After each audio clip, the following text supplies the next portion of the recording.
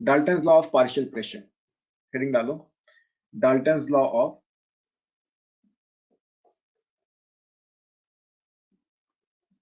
Partial pressure.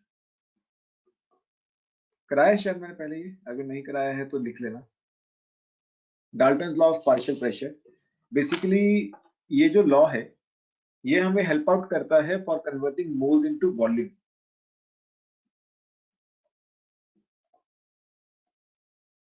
ये help करता है किस चीज में, मोल्स को वॉल्यूम में कन्वर्ट करने में।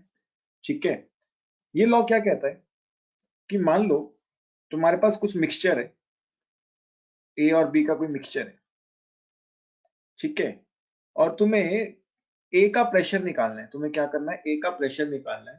तो ये लॉ क्या कहता है कि जिसका प्रेशर निकालना है उसकी मोल फ्रैक्शन और टोटल प्रेशर को मल्टीप्लाई कर दो। ए क्या है यहाँ पे, पी ए क्या है, partial pressure of A, partial pressure of A, X A क्या है, मोल फ्रैक्शन ऑफ ए,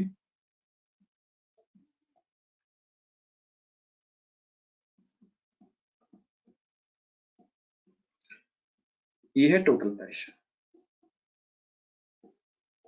तो सिंपल सा लॉ है, ये लॉ कहता है कि भाई अगर तुम्हें किसी भी कंपोनेंट का प्रेशर निकालना है तो उस कंपोनेंट का प्रेशर निकालने के लिए क्या करो, तुम उसकी मोल फ्रैक्शन और टोटल प्रेशर को मल्टीप्लाई कर दो। और मोल फ्रैक्शन हमने मोल कंसेप्ट में पढ़ी थी, मोल फ्रैक्शन ए की निकालनी है, मान लो जिसकी मोल फ्रैक्शन निकालनी है उसके मोल्स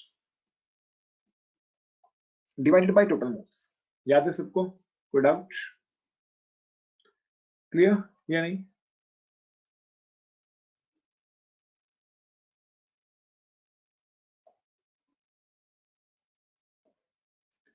इसके ऊपर एक छोटा सा क्वेश्चन सॉल्व करते हैं, नोट कर लो पहले। डाल्टन्स लॉ, डाल्टन्स लॉ हमें तब काम आएगा जब हमें कभी भी मोल्स को कन्वर्ट करना होगा किसके अंदर, प्रेशर के अंदर, सॉरी वॉल्यूम नहीं, मोल्स को कन्वर्ट करना होगा प्रेशर के अंदर।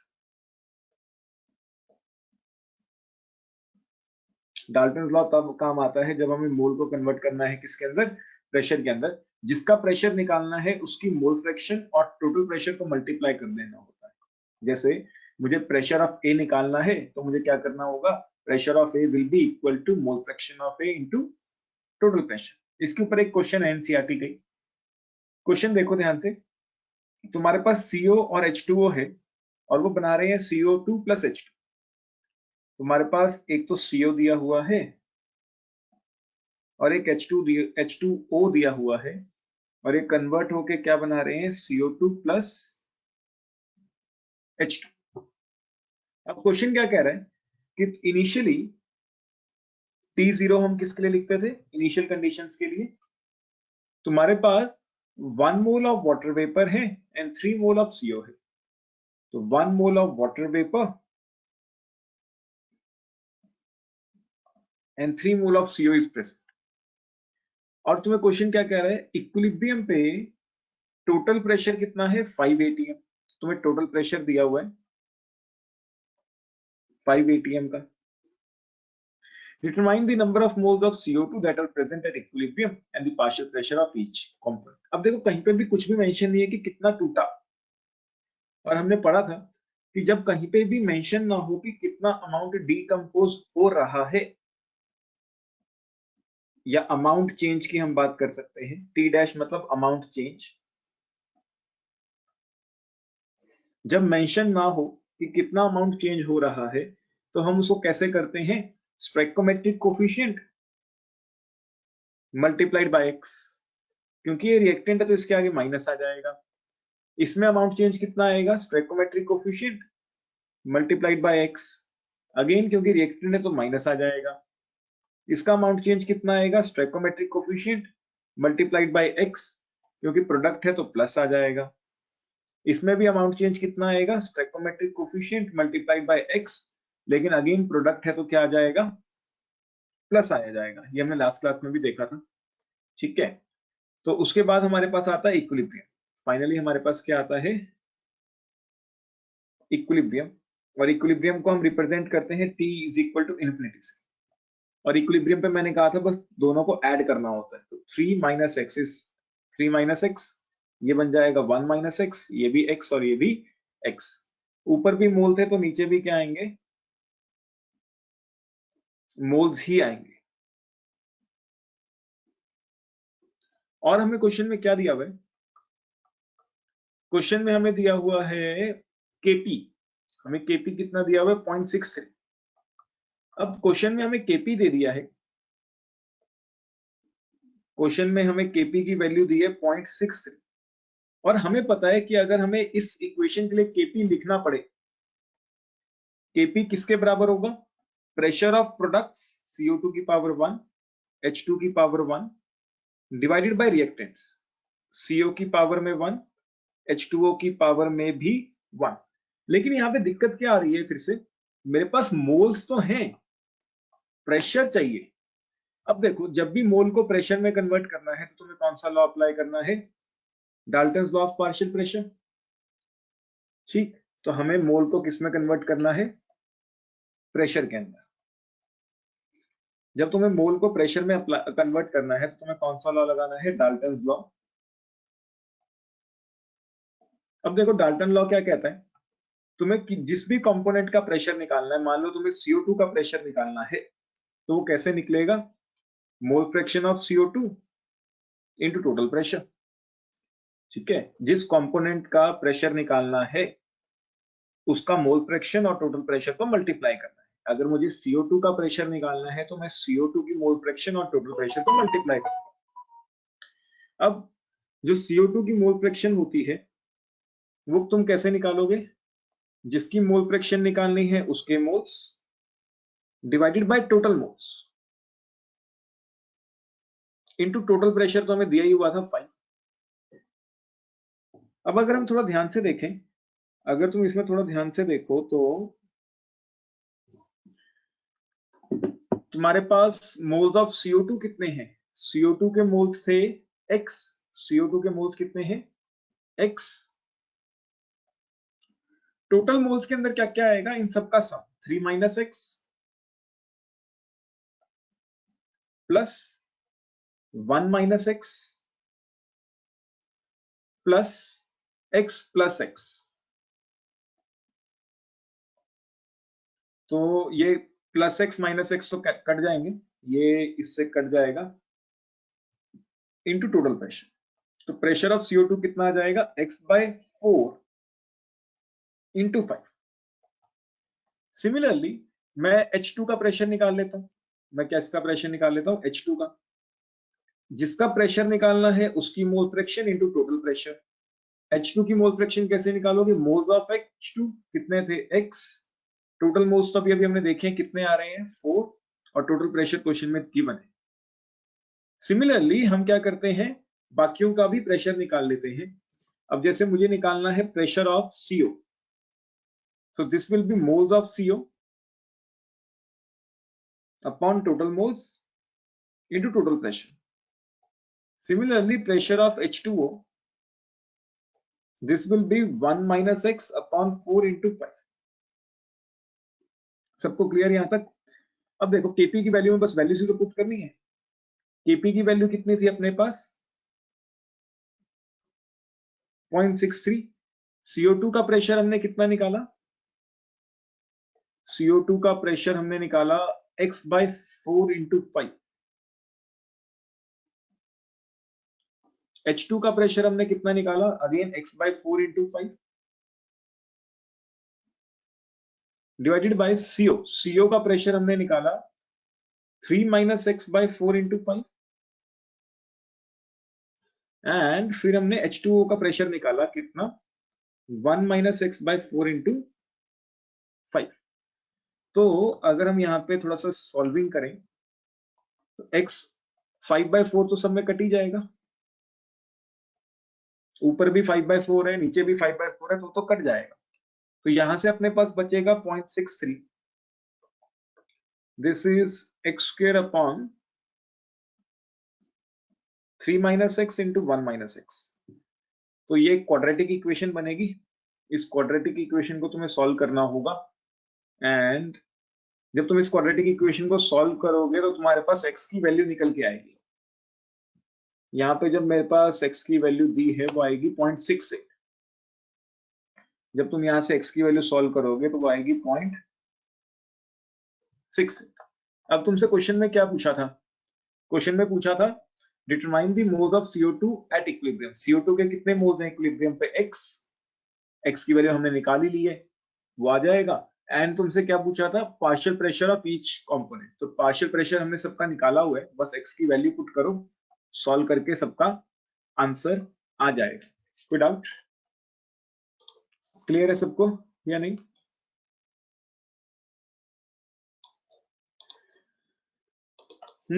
क्लियर है? सर थोड़ा नीचे कर दो। 2 मिनट बचे।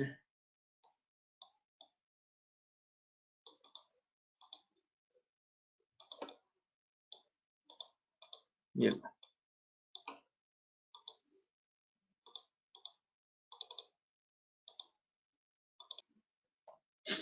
हेडिंग डालें, predicting the direction of reaction. Predicting the direction of reaction. देखो समझो, थोड़ा ध्यान से समझना। मान लो हमारे पास कोई एक हाइपोथेटिकल रिएक्शन है, एक हाइपोथेटिकल रिएक्शन ले लेते हैं, x moles of A converting into y moles of b।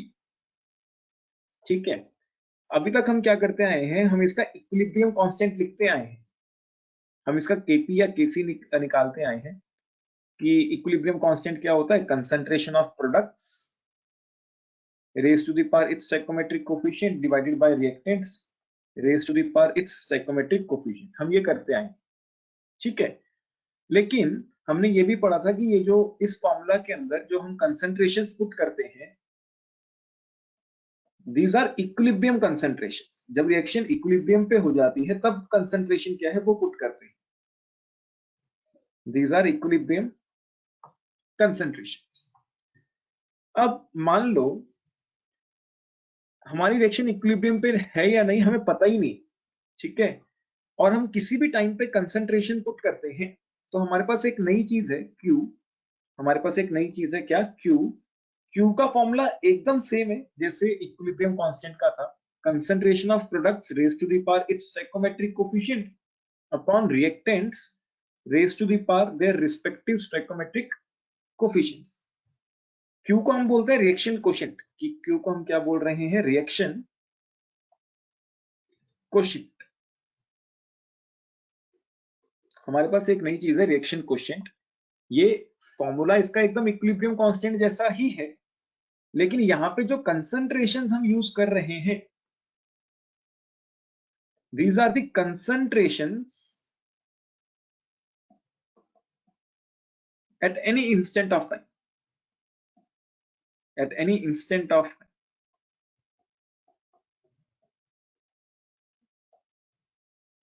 no matters reaction is at equilibrium or not। जरूरी नहीं है कि रिएक्शन इक्विलिब्रियम पे ही हो। no matter reaction is at equilibrium or not।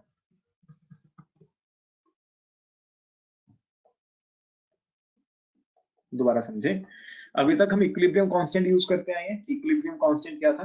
Concentration of products raised to the power their stoichiometric coefficient upon concentration of reactants raised to the power their stoichiometric coefficients. ठीक है, लेकिन हमने यहाँ पे एक मजबूरी में थे हम लोग कि ये जो कंसंट्रेशंस है ये इक्विलिब्रियम पे होनी चाहिए। ठीक है, अब मान लो हमें पता ही नहीं कि हमारी रिएक्शन इक्विलिब्रियम पे है या नहीं, तो हम यूज करेंगे रिएक्शन कोएफिशिएंट। हम क्या यूज करेंगे? Reaction coefficient. रिएक्शन कोएफिशिएंट का फॉर्मूला एकदम सेम है as that of equilibrium constant. Formula एकदम सेम है, कोई दिक्कत नहीं है। यहाँ पे भी हम सॉलिड्स को नहीं लेते हैं, इसमें भी हम सॉलिड्स को इग्नोर करते हैं, मतलब उसकी कंसंट्रेशन 1 ले लेते हैं। इवन सॉल्वेंट्स को भी हम इग्नोर कर देते हैं, उसकी कंसंट्रेशन भी हम क्या ले लेते हैं? 1 ले लेते हैं। फॉर्मूला एकदम सेम है, लेकिन बस फर्क क्या है? यहाँ पे जब हम इक्विलिब्रियम कांस्टेंट लिखते हैं तब हमें इक्विलिब्रियम कंसंट्रेशंस यूज करनी होती है। रिएक्शन कोएफिशिएंट में हम कोई भी टाइम पे कंसंट्रेशन यूज कर सकते हैं, क्योंकि हमें तो पता ही नहीं कि हमारी रिएक्शन इक्विलिब्रियम पे है या नहीं। अब इसका बेनिफिट क्या है? इसका बेनिफिट क्या है, अगर कभी भी Q की वैल्यू इक्विलिब्रियम कांस्टेंट के बराबर आती है तब हम कह सकते हैं कि हमारी रिएक्शन इक्विलिब्रियम पे है, then reaction is at equilibrium. अगर हमारी कभी भी Q की वैल्यू इक्विलिब्रियम कांस्टेंट के बराबर आती है तब हम कह सकते हैं कि हमारी रिएक्शन कहां पे है, इक्विलिब्रियम पे है। लेकिन अगर Q की वैल्यू ज्यादा आती है, हमें तो इक्विलिब्रियम पे लेके आनी है चीजें, हमें कहां पे लेके आनी है, इक्विलिब्रियम पे। तो Q की वैल्यू ज्यादा आ गई है, ज्यादा आ गई है तो इक्विलिब्रियम पे लेके आने के लिए, इसके बराबर लेके आने के लिए इसको कम करना होगा। कम करना होगा मतलब पीछे लेके आना होगा। ध्यान से समझो, हमें तो इक्विलिब्रियम पे लेके आनी है चीजें। Q की वैल्यू ज्यादा आई है, अगर Q की वैल्यू ज्यादा आई है तो अब हमें इसे कम करना होगा। अगर इसे कम करना है तो मतलब पीछे आना होगा। पीछे आना होगा मतलब backward reaction will dominate, backward reaction will dominate.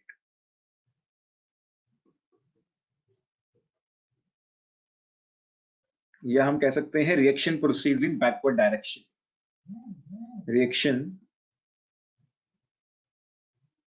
Proceed in backward direction.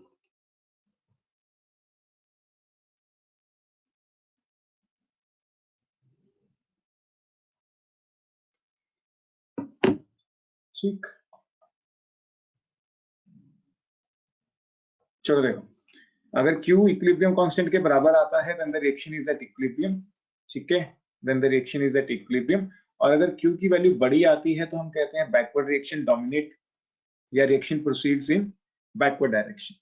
और अगर कभी भी Q की वैल्यू कम आए,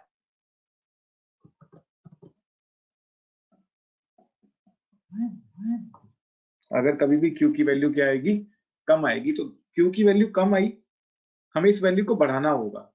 बढ़ाना होगा मतलब आगे लेके जाना है, आगे लेके जाना है तो हम कहेंगे कि रिएक्शन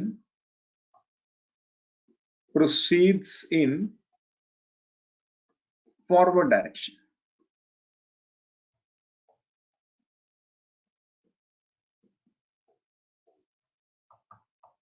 दोबारा समझो, तुम्हारे पास एक रिएक्शन है, x gives y, a gives b, x moles of a gives y moles of b। Equilibrium constant क्या होता है, concentration of products raise to the power stoichiometric coefficient divided by concentration of reactants raise to the power stoichiometric coefficient. लेकिन इसमें हमने जो values use करनी थी वो थी एट इक्विलिब्रियम, ठीक है। अब हमने कहा कि हमें नहीं पता कि हमारी रिएक्शन इक्विलिब्रियम पे है या कहां पे है, तो हमने उसकी जगह एक नई टर्म इंट्रोड्यूस कर दी, रिएक्शन क्वोशिएंट। रिएक्शन क्वोशिएंट क्या है, concentration of products raise to the power stoichiometric coefficient by reactants raise to the power stoichiometric coefficient. Formula एकदम सेम है, बस फर्क कहां पे है, यहाँ पे जो कंसंट्रेशन है दे आर एट इक्विलिब्रियम, यहाँ पे जो हम रिएक्शन क्वोशिएंट में वैल्यूज यूज करेंगे वो at any instant of time है, no matter whether the reaction is at equilibrium और नॉट। अब इसका यूज क्या है, अगर Q की वैल्यू कभी भी इक्विलिब्रियम कांस्टेंट के बराबर आ जाती है then the reaction is at equilibrium. अगर Q की वैल्यू बड़ी आती है तो बैकवर्ड रिएक्शन डोमिनेट करेगी। अगर Q की वैल्यू कम आती है as compare to equilibrium constant तो backward reaction forward reaction dominate कर रही होगी। याद करने का तरीका क्या है कि अगर दोनों बराबर है फिर तो इक्विलिब्रियम पे है, फिर तो कोई इशू नहीं है। अगर Q की वैल्यू ज्यादा है, अगर Q की वैल्यू क्या है, ज्यादा है, तो अब Q की वैल्यू कम करनी होगी। कम करनी होगी तो मतलब पीछे आना होगा, पीछे आना होगा मतलब बैकवर्ड रिएक्शन डोमिनेट। अगर Q की वैल्यू कम है तो अब उस वैल्यू को बढ़ाना होगा, बढ़ाना होगा मतलब फॉरवर्ड रिएक्शन विल डोमिनेट। कोई भी दिक्कत, क्लियर है सबको? यस। ठीक, इसके ऊपर कुछ क्वेश्चंस करते हैं, इसे नोट कर लें।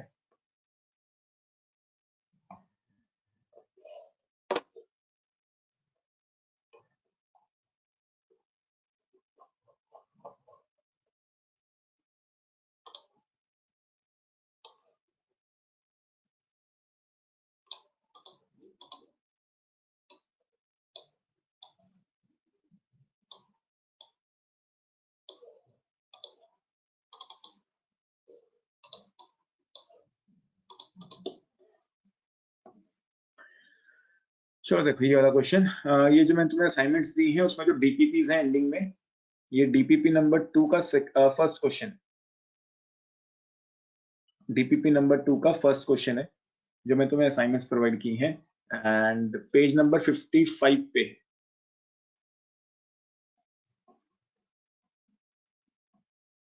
क्वेश्चन देखो, थोड़ा एक क्वेश्चन ध्यान से समझो, बाकी ऑटोमेटिकली होने लगेंगे।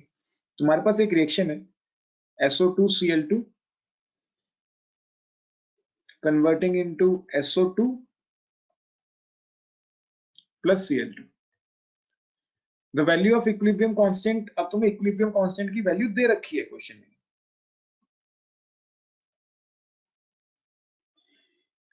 At a certain instant of, at a certain instant, अब थोड़ा ध्यान से देखें, एट अ सर्टेन इंस्टेंट मतलब अभी रिएक्शन इक्विलिब्रियम पे नहीं है।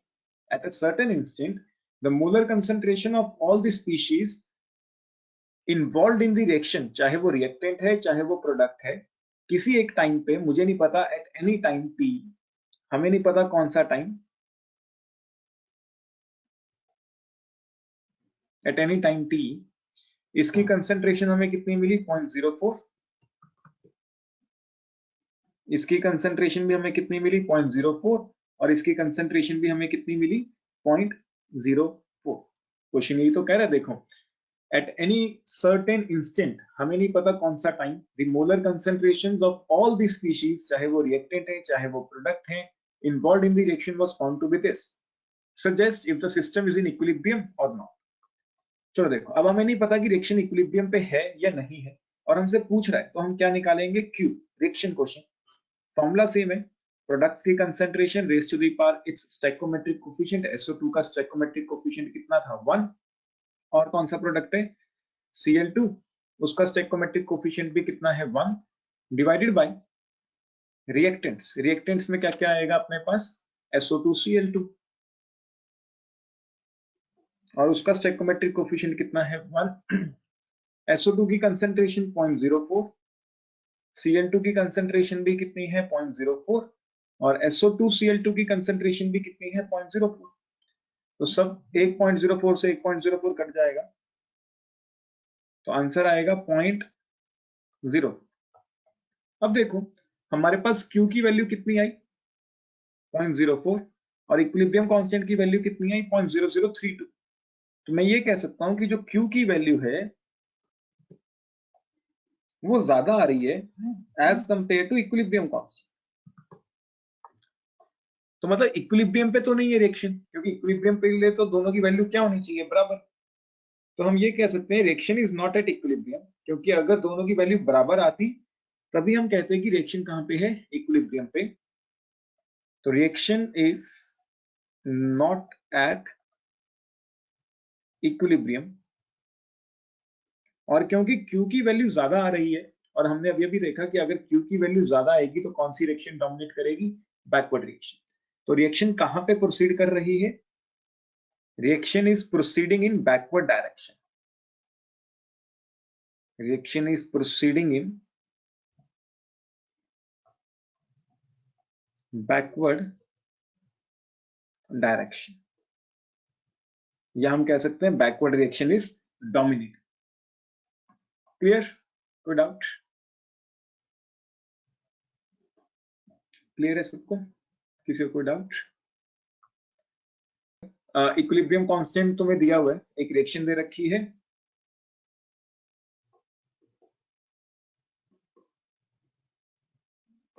रिएक्शन में हमें ये चीजें दी हुई हैं, कॉपर +2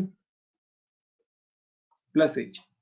अब इस रिएक्शन का तुम्हें इक्विलिब्रियम कांस्टेंट दिया हुआ है, इक्विलिब्रियम कांस्टेंट कितना दिया हुआ है 0.2 into 10⁻16, और ये सॉलिड है, ये एक्वस है, this is again aqueous and silver again solid. तुम्हें क्वेश्चन में कह रहा है solution in which silver ion have been displaced, बस ये तो वैसे ही दे रखा है। The concentration of copper ion, main data ये रहा, the concentration of copper ions is this much, तो कॉपर आयन की कंसंट्रेशन, कॉपर आयन की कंसंट्रेशन हमें दे रखी है 0.18 into 10⁻⁻1 मोल्स पर लीटर, मतलब molarity, and that of silver ions 0.3 into 10⁻⁻8, again moles per litre molarity. हमें प्रूव करना है कि सिस्टम इक्विलिब्रियम पे है। अगर हमें प्रूव करना है तो हम क्या कर लेते हैं, रिएक्शन कोएफिशिएंट निकाल लेते हैं। रिएक्शन कोएफिशिएंट क्या होगा, concentration of products raise to the power its stoichiometric coefficient. Solid चीजों को हम नहीं लेते हैं तो हम सॉलिड को यहाँ से हटा देते हैं, हम सॉलिड को इंक्लूड नहीं करते हैं। डिवाइडेड बाय रिएक्टेंट्स, रिएक्टेंट में क्या आएगा, सिल्वर आयन की concentration raise to the power its stoichiometric coefficient, जो यहाँ पे 2 दिया हुआ है। रिएक्शन में बैलेंसिंग हो रखी है, ओके ठीक है, ठीक। एंड उसके बाद तुम्हें कॉपर आयन की कंसंट्रेशन पुट करनी है 0.18 इंटू 10⁻⁻1 अपॉन सिल्वर आयन की कंसंट्रेशन तुम्हें कितनी दे रखी थी, 0.3 इंटू 10⁻⁻8 का स्क्वायर। तो अगर तुम इसको सॉल्व करो ये बनेगा 0.18 डिवाइडेड बाय 0.09 इंटू 10⁻15, तो ये बन जाएगा 2 इंटू 10⁻15। और अगर हम इसको थोड़ा सा ध्यान से देखें, इक्विलिब्रियम कांस्टेंट भी तो कितना है, 2 इंटू 10⁻15। तो हम कह सकते हैं कि हमारा जो Q वैल्यू आया वो किसके बराबर आया, इक्विलिब्रियम कांस्टेंट के बराबर आया। तो reaction is at equilibrium. Clear या नहीं, कोई doubts,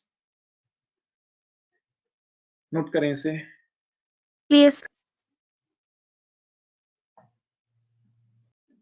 factors affecting equilibrium, factors affecting equilibrium, या फिर इसको हम कह सकते हैं ली चैटलियस प्रिंसिपल। सर ये तो पेपर में आया था सर। हाँ ये पेपर में आया था प्रिंसिपल, और एक्सप्रोन में मैंने कवर सर ये किया तो था। आता ही नहीं था ना, अगर तुम पेपर में आया था ये, एक्सप्रोन में तो कवर सर मैंने कर ही नहीं रखा सर, मेरे को एक फैक्टर्स अफेक्टिंग सर 1% इक्विलिब्रियम, याद नहीं आया सर पेपर में। ये सबसे इंपॉर्टेंट टॉपिक है इस चैप्टर का। मतलब इस चैप्टर में से काफी हाई प्रोबेबिलिटी रहती है कि इस टॉपिक पे क्वेश्चन फ्रेम किया जा सके, ठीक है। लेकिन चलो देखो क्या कहता है ये। मान लेते हैं हमारे पास एक रिएक्शन है A गिव्स B,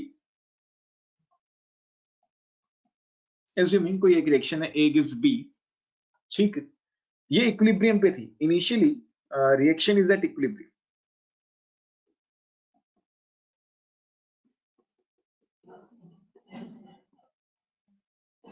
हमने क्या एज्यूम किया कि हमारे पास कोई एक रिएक्शन है A gives B and that reaction is at equilibrium. अब हमने इक्विलिब्रियम पे रिएक्शन थी और कुछ चेंजेस कर दिए इसके अंदर। Now certain changes is imposed, certain changes are imposed on the reaction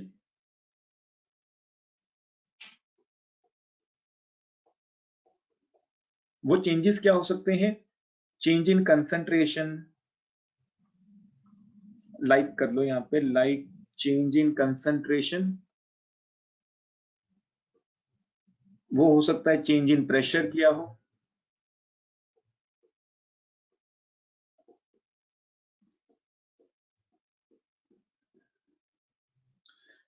now certain changes are imposed in the reaction like change in concentration, change in pressure, change in temperature, कुछ भी हो सकता है etcetera. अगर हमने इसमें से कुछ भी किया तो रिएक्शन की जो इक्विलिब्रियम स्टेट है वो डिस्टर्ब हो जाएगी, then equilibrium state of the reaction will be disturbed. Equilibrium state of reaction will be disturbed and reaction will be no more at equilibrium, and reaction will be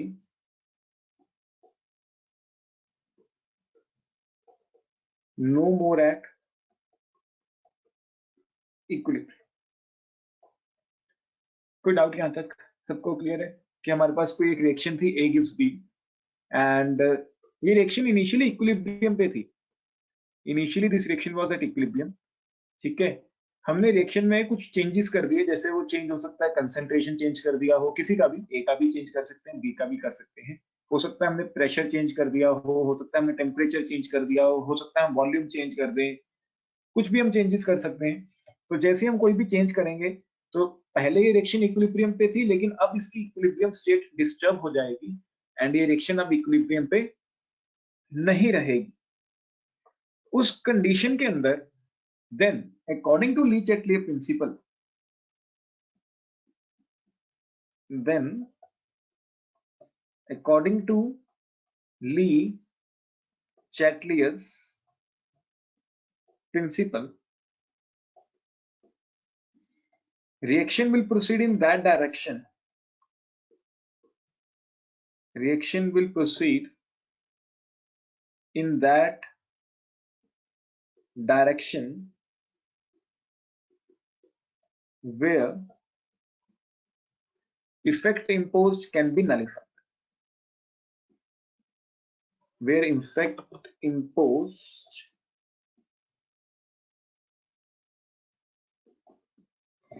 can be nullified. कहने का मतलब क्या है, initially एक reaction equilibrium पे थी, हमने उसके अंदर कोई चेंज कर दिया। एक समझने के लिए मान लो हमने कंसंट्रेशन बढ़ा दी, हमने ए की कंसंट्रेशन बढ़ा दी, रिएक्शन इक्विलिब्रियम पे थी और हमने उस पर कोई इफेक्ट इंपोज कर दिया, फॉर एग्जांपल हमने ए की कंसंट्रेशन बढ़ा दी। तो ली चैटलियर प्रिंसिपल क्या कहता है कि अब रिएक्शन इक्विलिब्रियम पे तो नहीं है, तो रिएक्शन या तो फॉरवर्ड डायरेक्शन में जा रही होगी या बैकवर्ड डायरेक्शन में जा रही होगी। तो ली चैटलियर प्रिंसिपल क्या कहता है कि रिएक्शन उस डायरेक्शन में जाएगी जहां पे तुमने जो इफेक्ट इंपोज किया है उसको नलीफाई किया जा सके, उसको खत्म किया जा सके। हमने ए की कंसंट्रेशन बढ़ाई थी, तो रिएक्शन अब उस डायरेक्शन में जाएगी जहां पे ए की कंसंट्रेशन कम हो जाए।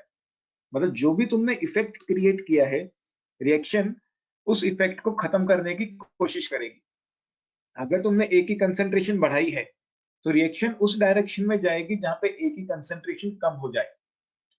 अगर तुमने ए की कंसंट्रेशन कम की होती तो रिएक्शन उस डायरेक्शन में जाती जहां पे ए की कंसंट्रेशन बढ़ जाए। मतलब रिएक्शन उस इफेक्ट को नलीफाई करने की कोशिश कर रही है ताकि इक्विलिब्रियम को रीगेन किया जा सके, to regain the equilibrium, to regain the equilibrium.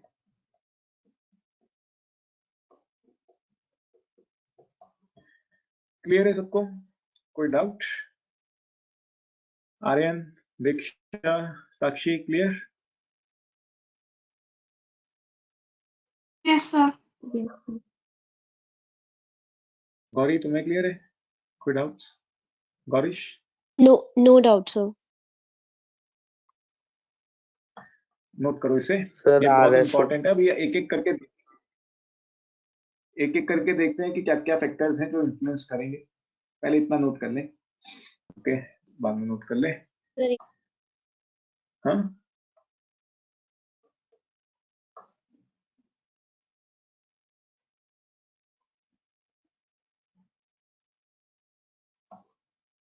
चलो देखो, सबसे पहला है इफेक्ट ऑफ कंसंट्रेशन। एक करके डिटेल में डिस्कस करेंगे अब हर एक को। सबसे पहला है इफेक्ट ऑफ कंसंट्रेशन। अगेन मैं कोई हाइपोथेटिकल रिएक्शन मान लेता हूं, A gives B, assuming any hypothetical reaction A gives B।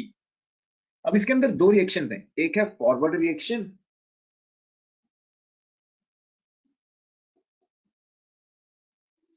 Forward reaction मतलब A gives B, और एक है बैकवर्ड रिएक्शन। इसके अंदर दो रिएक्शंस हैं, एक है फॉरवर्ड और एक है बैकवर्ड।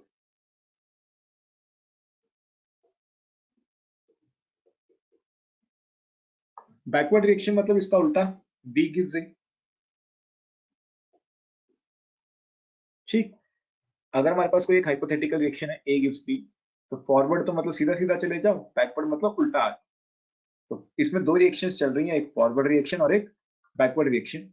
अगर हम फॉरवर्ड रिएक्शन के हिसाब से देखें तो A एक रिएक्टेंट है, तो उसकी कंसंट्रेशन कम हो रही होगी और B की कंसंट्रेशन बढ़ रही होगी। और अगर हम बैकवर्ड रिएक्शन के हिसाब से देखते हैं तो B एक रिएक्टेंट है, तो B की कंसंट्रेशन कम हो रही होगी और A की कंसंट्रेशन बढ़ रही होगी, क्योंकि किसी भी रिएक्शन में रिएक्टेंट की कंसंट्रेशन कम होती है और प्रोडक्ट की बढ़ती रहती है। ठीक, अब मान लो हमने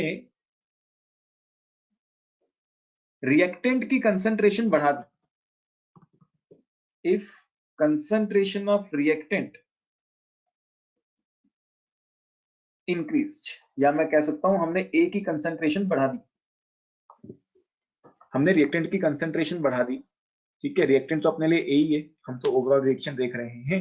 हमने रिएक्टेंट की कंसंट्रेशन बढ़ा दी है।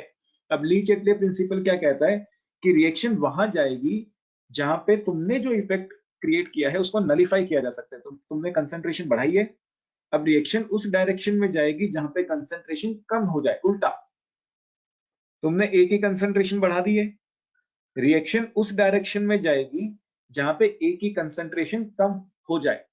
कम किस में हो रही है? फॉरवर्ड रिएक्शन में।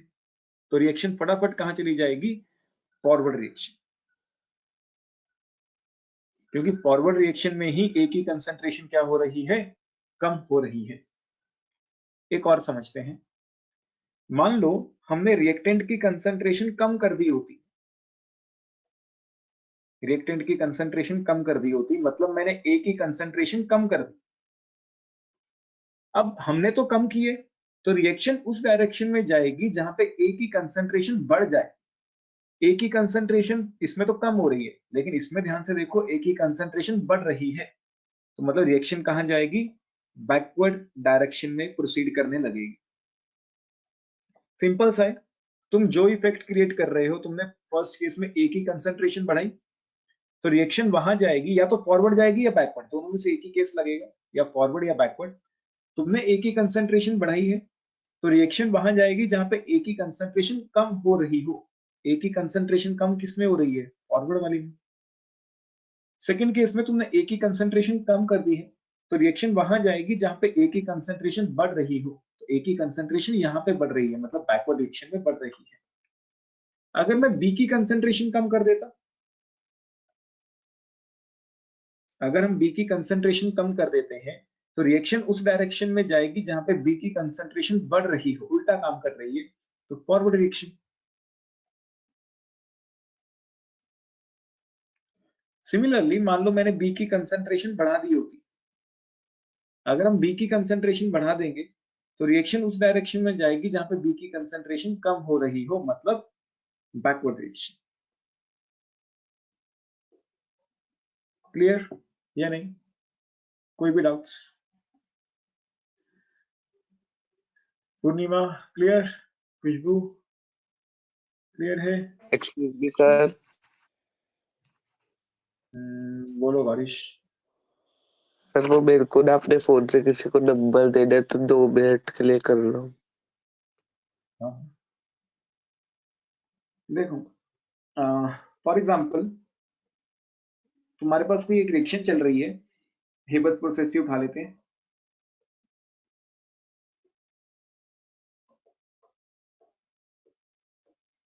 तुमने इसके अंदर क्या किया?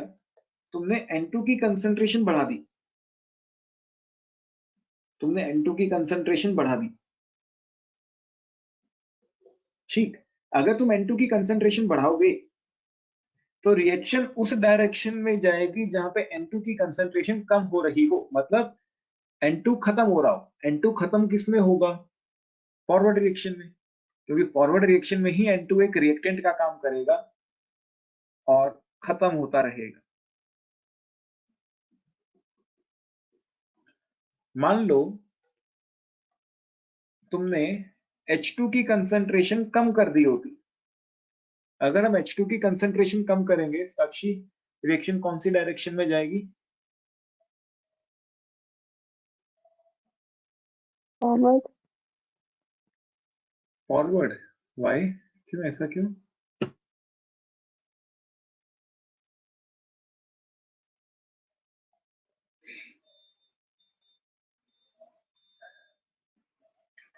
देखो बच्चे, यहाँ पे दो रिएक्शंस हैं, एक फॉरवर्ड और एक बैकवर्ड। अगर हमने H2 की कंसंट्रेशन कम की है, अब रिएक्शन उस डायरेक्शन में जाएगी जहां पे H2 की कंसंट्रेशन बढ़ रही हो। अगर हम फॉरवर्ड देखते हैं, फॉरवर्ड में तो ये सब के सब रिएक्टेंट्स हैं, रिएक्टेंट्स है तो इसकी कंसंट्रेशन कम होती जा रही है। हमें तो बढ़ानी है ना, हमें बढ़ानी है तो रिएक्शन को कहां लेके आना होगा? बैकवर्ड में। क्योंकि अगर हम बैकवर्ड में देखते हैं तब ये प्रोडक्ट बनेंगे और इसकी कंसंट्रेशन बढ़ने लगेगी। क्लियर या नहीं? सर मैंने वो चेक कर लिया था कि H2 फॉरवर्ड में कम होता है। सर सर ये H2 की कम हो रही है, ये आपने ज्यूम करा है पहले एग्जाम्पल में? बेसिकली अगर हम इन शॉर्ट करना चाहें, अगर तुम कभी भी किसी रिएक्टेंट की कंसंट्रेशन कम कर देते हो, हमारे पास एक हाइपोथेटिकल रिएक्शन ले लो कोई भी, A gives B, इसमें अगर हम कभी भी रिएक्टेंट की कंसंट्रेशन कम कर रहेंगे, अगर याद करना है फिर इस तरीके से याद कर लो कि अगर रिएक्टेंट की कंसंट्रेशन तुम कम करते हो तो रिएक्शन हमेशा फॉरवर्ड डायरेक्शन में जाएगी, बैकवर्ड रिएक्शन में जाएगी, बैकवर्ड में बढ़ेगी क्योंकि। ठीक है, या तो इसको याद कर लो या समझ के कर सकते हो। अगर रिएक्टेंट की कंसंट्रेशन कम करते हो तो बैकवर्ड, अगर रिएक्टेंट की कंसंट्रेशन बढ़ाते हो तब फॉरवर्ड। एंड प्रोडक्ट्स के केस में उल्टा है, अगर तुम किसी भी प्रोडक्ट की कंसंट्रेशन कम करते हो तो फॉरवर्ड रिएक्शन, और अगर तुम किसी भी प्रोडक्ट की कंसंट्रेशन को बढ़ाते हो तब बैकवर्ड। अगर ऐसे याद करना है तो ऐसे याद कर सकते हो, अदरवाइज समझ के कर सकते हो, वो सबसे ज्यादा आसान है, याद करना नहीं पड़ेगा। हाँ, लेकिन अगर उसमें दिक्कत आएगी तो फिर ये वाला याद कर लें। पूर्णिमा, अगर हम अमोनिया की कंसंट्रेशन कम कर देते तो रिएक्शन कहां चली जाती?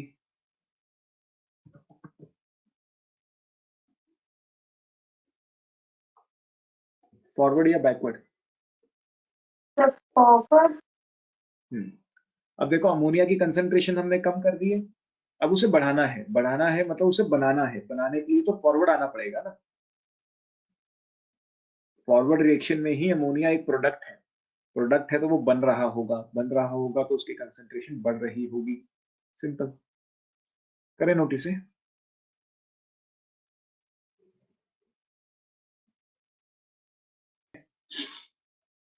Effect of temperature.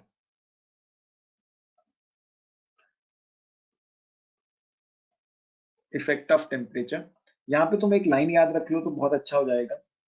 Increase in temperature, increase in temperature favors endothermic reactions। ये लाइन तुम याद कर लो, इजिली क्वेश्चन को सॉल्व कर पाओगे। अगर तुम टेम्परेचर बढ़ाते हो तो रिएक्शन एंडोथर्मिक रिएक्शन को फेवर करेगी, वहीं पे डिक्रीज इन टेम्परेचर उल्टा हो जाएगा, decrease in temperature favour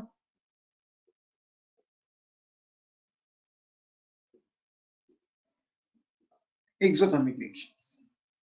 for example, assuming हमारे पास कोई एक रिएक्शन है, A gives B,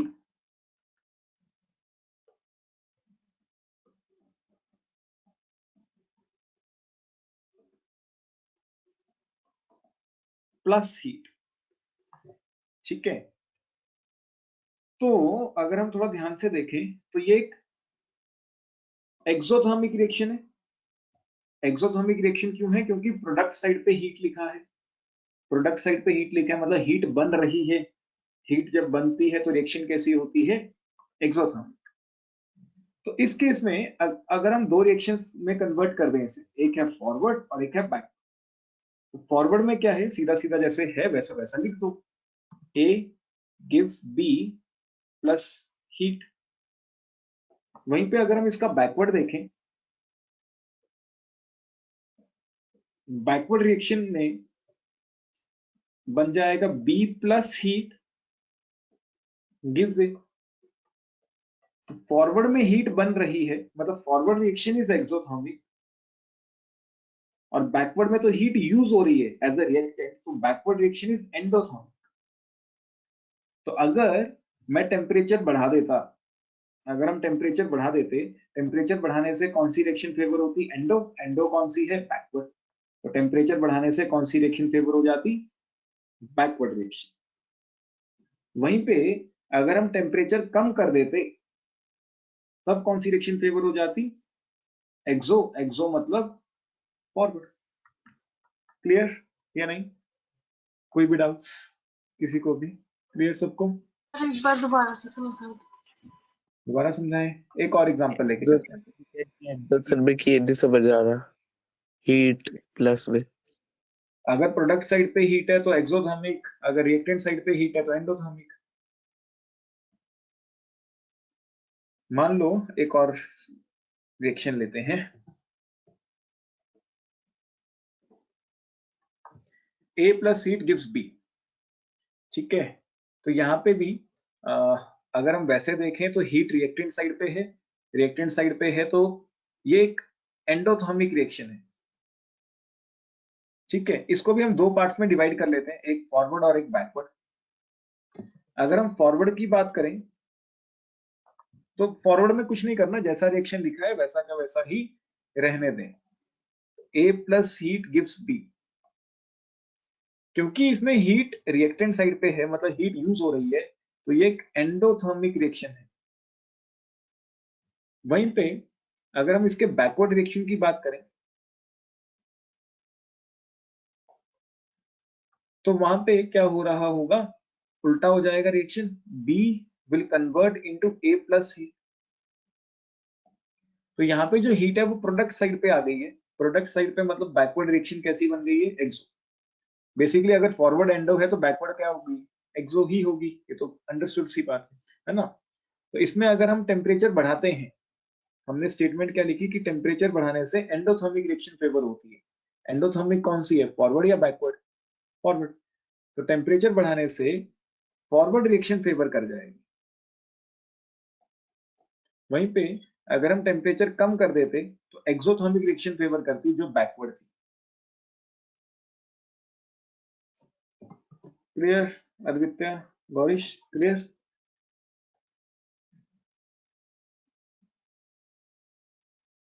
yes sir.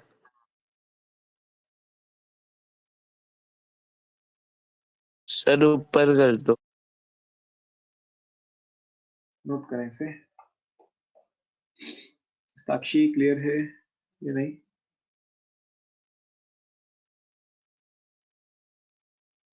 Yes sir. Note करो, फिर आप करते हैं। Effect of pressure.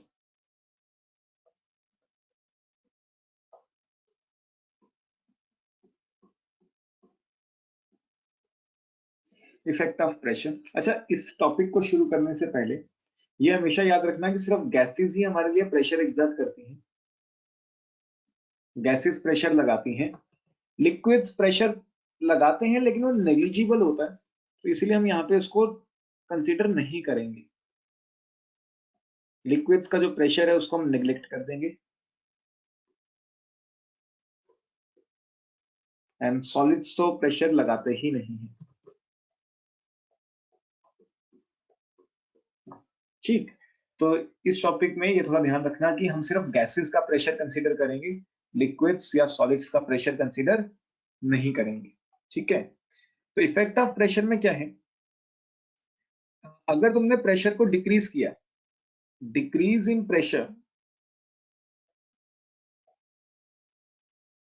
अच्छा, अगर हम प्रेशर को पहले समझ लेते हैं, मान लो हमने प्रेशर को कम कर दिया, तो रिएक्शन उस डायरेक्शन में जाएगी जहां पे प्रेशर बढ़ेगा। प्रेशर बढ़ेगा कैसे? हमें तो प्रेशर कभी क्वेश्चन में मेंशन ही नहीं होता। ये तो नहीं बताया होता एटलीस्ट कि फॉरवर्ड रिएक्शन में प्रेशर बढ़ रहा है या बैकवर्ड में बढ़ रहा है, इतना तो नहीं बताया होता। ये बताया होता है कि रिएक्शन इस प्रेशर पे हो रही है। तो मान लो हमने प्रेशर कम कर दिया, तो हमें पता है रिएक्शन उस डायरेक्शन में जाएगी जहां पे प्रेशर बढ़ेगा। तो प्रेशर बढ़ेगा कहाँ पे, हमें कैसे पता चलेगा कि प्रेशर बढ़ रहा है? अद्वित्य तुमसे शुरू करते हैं।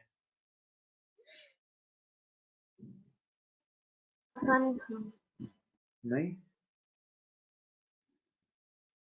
साक्षी? सर शायद हम इसे एंडोथर्मिक और एक्सोथर्मिक से पता करेंगे। नहीं बच्चे, वहां से तो टेम्परेचर पता चलता है। लेस मोल किसके? मतलब प्रेशर वो डायरेक्टली प्रोपोर्शनल होता है मोल। तो देखो, अगर हम प्रेशर कम करते हैं तो रिएक्शन वहां जाएगी जहां पे प्रेशर ज्यादा होगा, मतलब ज्यादा गैस बनेगी, क्योंकि गैस ने तो प्रेशर लगाना है। तो pressure is directly proportional two moles of gas. अगर ज्यादा गैस है तो ज्यादा प्रेशर लगेगा, अगर कम गैस है तो कम प्रेशर लगेगा। तो अगर हमने प्रेशर को कम किया, decrease in pressure favours the reaction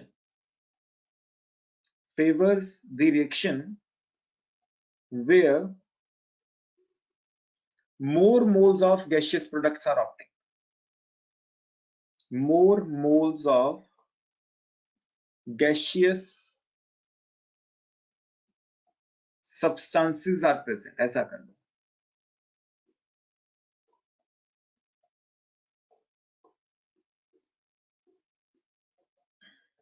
Decrease in pressure favors the reaction where more moles of gaseous substances are present, so that pressure can be increased. क्योंकि हमें तो प्रेशर को बढ़ाना था ना, प्रेशर को बढ़ाना है मतलब गैस बनानी पड़ेगी। गैस जहां पे ज्यादा बन रही होगी वहां पे रिएक्शन चली जाएगी। सिमिलरली तुम ये एक ही लाइन याद रखो, बाकी तो उल्टा ही है हमेशा। अगर हम प्रेशर को बढ़ाते हैं, अगर हम प्रेशर को बढ़ा देते हैं, तो अब हमें प्रेशर को कम करना है। तो प्रेशर कम करना है मतलब गैस कम करनी है। Increase in pressure favours the reaction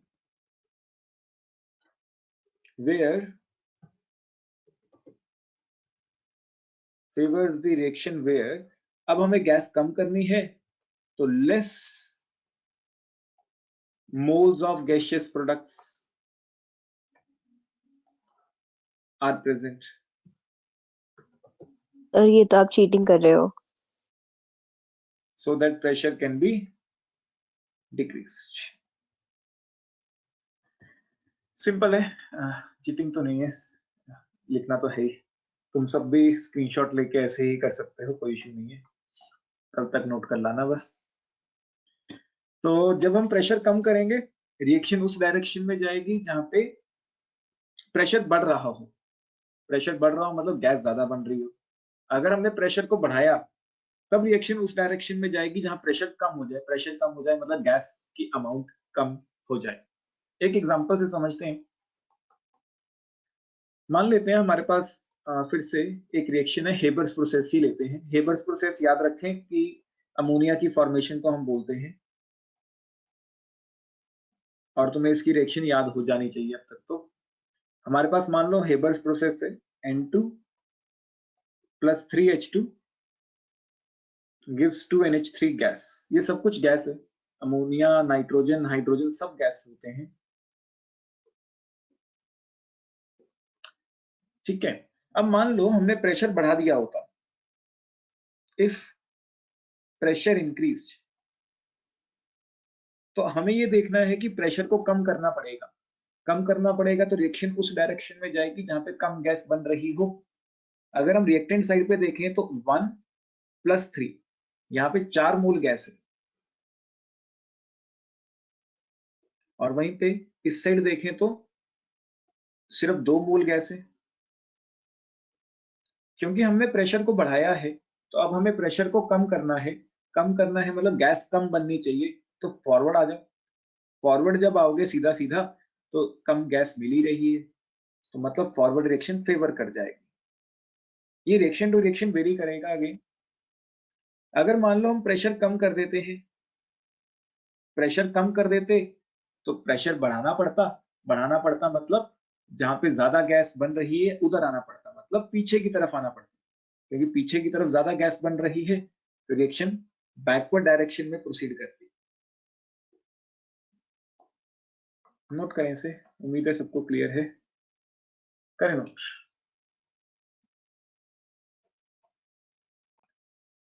अगला है effect of catalyst. Effect of addition of catalyst.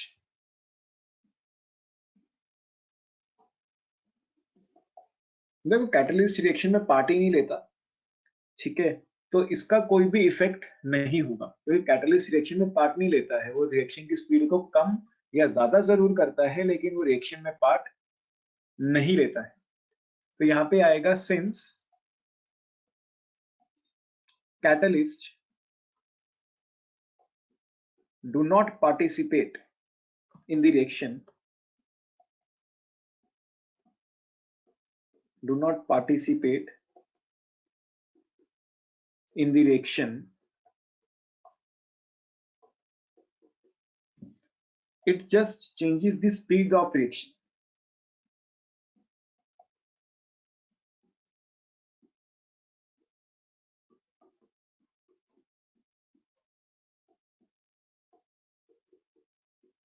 वो सिर्फ क्या करता है, स्पीड ऑफ रिएक्शन को चेंज करता है। Hence catalyst do not affect equilibrium,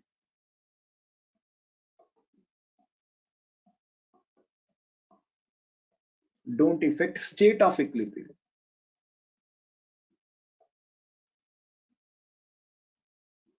catalyst equilibrium की स्टेट को इफेक्ट नहीं करता है। हाँ, वो सिर्फ टाइम को चेंज कर सकता है, ये ध्यान रखना, वो इक्विलिब्रियम की स्टेट को चेंज नहीं कर रहा, it can only change the time, it can only change the time required to attain equilibrium. वो टाइम को चेंज कर सकता है, लेकिन इक्विलिब्रियम की स्टेट को चेंज नहीं कर सकता है, क्योंकि वो रिएक्शन में पार्ट नहीं लेता, वो रिएक्शन की स्पीड को वेरी करता है, सिर्फ रिएक्शन की स्पीड को कम ज्यादा कर सकता है। तो रिएक्शन की स्पीड को कम ज्यादा कर सकता है, तो मतलब टाइम को चेंज कर सकता है, लेकिन इक्विलिब्रियम स्टेट को चेंज नहीं कर पाएगा। क्लियर? कोई डाउट इसमें? क्लियर है? नोट करें इसे, ठीक है। दोबारा से समझा देता हूं एक बार। Effect of addition of inert gas है। इनर्ट गैस क्या है? एक ऐसी गैस जो रिएक्शन में पार्टिसिपेट नहीं कर रही है, और ये दोनों पॉइंट्स तुम्हें याद ही करने होंगे। अब हम इनर्ट गैस को दो तरीके से ऐड करेंगे रिएक्शन में, या तो कांस्टेंट वॉल्यूम पे ऐड करेंगे या कांस्टेंट प्रेशर पे ऐड करेंगे। इन केस हमने इनर्ट गैस को ऐड किया है एट अ कांस्टेंट वॉल्यूम, तब तो इक्विलिब्रियम पे कोई इफेक्ट नहीं आएगा। एज इट इज याद रखें कि अगर कांस्टेंट वॉल्यूम पे इनर्ट गैस ऐड की है, मतलब एक ऐसी गैस ऐड की है जो रिएक्शन में पार्टिसिपेट ना कर रही हो, तो उसका इक्विलिब्रियम पे कोई फर्क नहीं पड़ता है। वेयर एज अगर हमने एक ऐसी गैस ऐड कर दी है जो इनर्ट है, लेकिन वो ऐड की है एट अ कांस्टेंट प्रेशर, तब क्या होगा? फिर तुम्हें डेल्टा एनजी देखना होगा। अगर डेल्टा एनजी मतलब वही चीज, moles of gaseous product minus gaseous reactant, अगर ये जीरो आ जाता है तब तो कोई इफेक्ट नहीं है, कोई चक्कर नहीं है, ठीक है। अगर डेल्टा एनजी क्या आ जाए, जीरो आ जाए, फिर तो कोई इश्यू नहीं है एंड रिएक्शन पे कोई फर्क नहीं पड़ेगा। लेकिन अगर डेल्टा एनजी तुम्हारा ग्रेटर देन जीरो आए, जो डेल्टा एनजी है वो कैसा है? ग्रेटर देन जीरो आए। अगर delta n g greater than zero आता है तो फॉरवर्ड रिएक्शन में डायरेक्शन शिफ्ट हो जाएगी। तो रिएक्शन कहां शिफ्ट हो जाएगी? फॉरवर्ड डायरेक्शन में। वहीं पे अगर तुम्हारा delta n g less than zero आता है तो रिएक्शन कहां शिफ्ट हो जाएगी? Backward direction.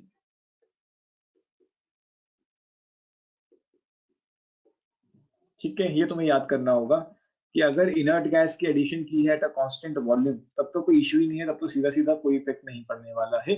लेकिन अगर एडिशन की है एट अ कांस्टेंट प्रेशर तब डिपेंड करेगा डेल्टा एनजी पे, delta n g moles of gaseous product minus moles of gaseous reactants. अगर वो जीरो आते हैं तो no effect, greater than zero तो फॉरवर्ड डायरेक्शन में रिएक्शन शिफ्ट होगी, एंड अगर delta n g less than zero आता है then it is backward, reaction will be dominating. Simple सा है, नोट करें इसे, फिर इसके ऊपर कुछ क्वेश्चंस करते हैं मिसलेनियस जो अभी तक पॉइंट्स किए। ये लीचेटलियर प्रिंसिपल आसान सा।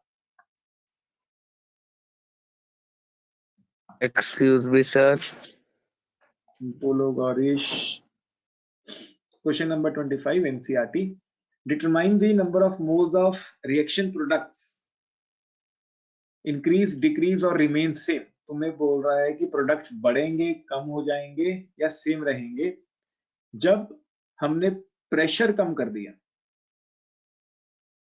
अच्छा, एक चीज और याद रखें, अगर हम प्रेशर कम करते हैं तो मतलब वॉल्यूम ऑटोमेटिकली बढ़ जाएगी। ठीक है, प्रेशर कम कर दिया या वॉल्यूम बढ़ा दी। तो अगर वॉल्यूम का तुम्हें बोल दे वॉल्यूम बढ़ा दी, अगर तुम्हें कभी क्वेश्चन में प्रेशर ना मेंशन करे, वो कहे कि वॉल्यूम बढ़ा दी, अगर वॉल्यूम बढ़ा दी तो मतलब प्रेशर ऑटोमेटिकली क्या कर दिया, कम, क्योंकि pressure is always inversely proportional to volume. तो ये चीज थोड़ा ध्यान रखें, यहां तो मेंशन कर दिया है कि प्रेशर कम किया है। इन केस ना मेंशन करता तो तुम्हें पता होना चाहिए कि अगर वॉल्यूम बढ़ा रहा है तो प्रेशर कम ही हो रहा होगा। तो अब हमें ये देखना है कि प्रेशर कम करने से रिएक्शन कहां जा रही है। फर्स्ट रिएक्शन में देखते हैं, PCl5 gas converting into PCl3 plus Cl2। किससे शुरू करें? पूर्णिमा तुमसे शुरू करते हैं। हमने प्रेशर कम किया तो अब रिएक्शन कहां जाएगी, फॉरवर्ड या बैकवर्ड?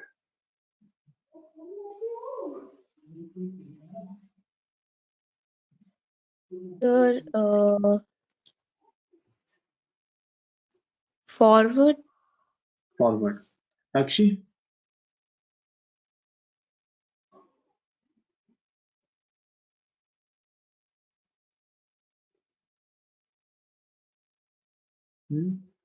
फॉरवर्ड। फॉरवर्ड। कार्तिकेय, तुम आंसर करना चाहोगे?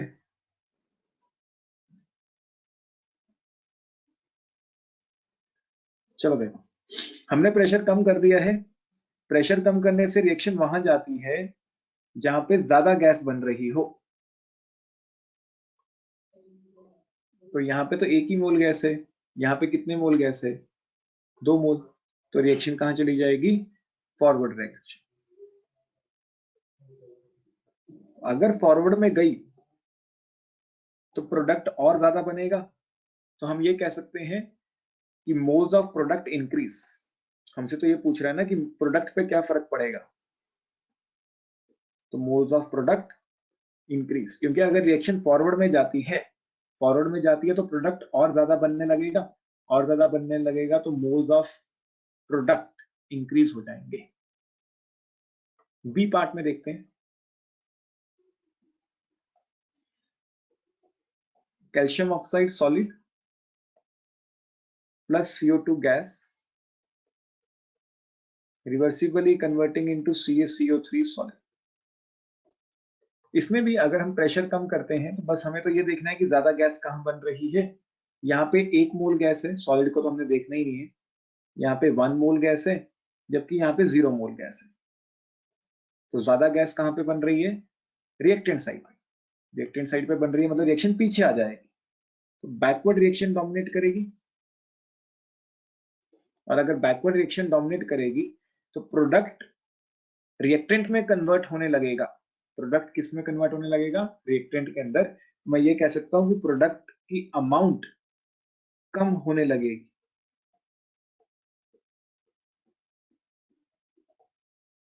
क्लियर या नहीं, कोई डाउट? ये क्लियर है सबको सेकंड पार्ट? किसी को भी कोई दिक्कत? सर प्रेशर कम क्यों हुआ है, एक बार बता दो। वो क्वेश्चन में दिया है बच्चे कि प्रेशर कम कर दिया है या वॉल्यूम बढ़ा दी गई है। Okay sir. सी पार्ट में तुम्हारे पास है 3 moles of iron solid plus 4H2O gas.